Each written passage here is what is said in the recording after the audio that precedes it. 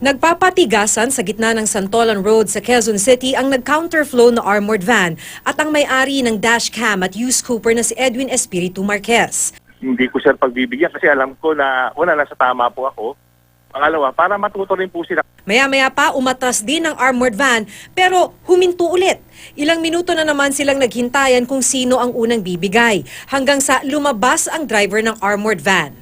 May dumating na palang traffic enforcer na dumiretso sa armored van para sitahin at tikitan ang driver nito. Ayon sa MMDA, 2,000 multa at 3 buwang suspensyon ng driver's license ang parusa sa unang offense. Tuluyang pagbawi naman ng lisensya ang parusa sa ikatlong offense. Kamakailan lang nakasagian ng counterflow ng motorsiklo sa Iligan ang 2 kasalubong na motor hanggang sa tuluyang sumemplang.